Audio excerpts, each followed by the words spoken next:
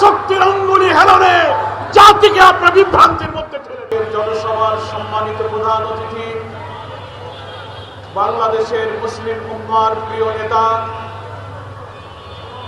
ইসলামী দল সংগঠন দেশপ্রেমিক শক্তি ঐক্যের কাণ্ডারি চরমনার পীর সাহেব কেবলা মুফতি সৈয়দ মোহাম্মদ রেজাউল করিম মঞ্চে উপবিষ্ট আছেন। ইসলামী আন্দোলন বাংলাদেশের প্রেসিডিয়াম সদস্য বিশিষ্ট আলেম দ্বীন মুসাদ্দিক বিল্লাল মাদানী, অনেক ওলামায়ে কেরাম নেতৃবৃন্দ উপস্থিত আছেন।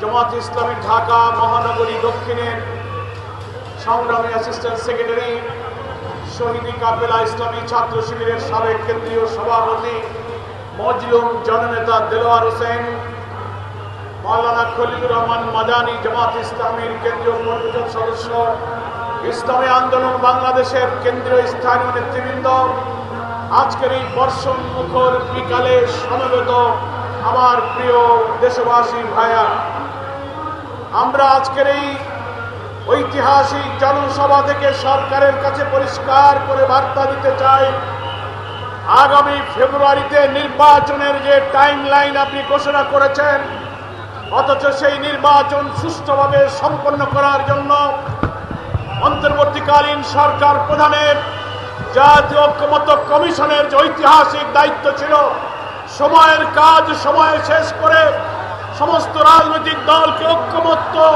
সৃষ্টি করে নির্বাচনমুখী করা, এখনো আপনারা সেই পরিবেশ তৈরি করতে পারছেন না। কোন রাজনৈতিক চাপে, কোন পরাশক্তির অঙ্গুলি হেলনে জাতিকে আপনার বিভ্রান্তির মধ্যে ঠেলে দিয়েছে?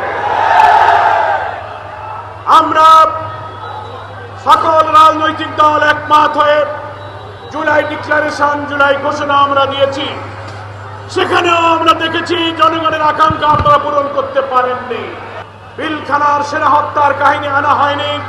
আলেম ওলামা ইসলামী জনতার যে ঐতিহাসিক অবদান জুড়ে অভ্যুত্থান ছিল সেটাও আনা হয়নি। আপনারা এটাকে সংশোধন করবেন, তারপর জুলাই সনদ, জুলাই চার্টার নিয়ে ন্যাশনাল কনসেনসাস কমিশন সকল রাজনৈতিক দলকে নিয়ে চেষ্টা চালিয়ে যাচ্ছেন।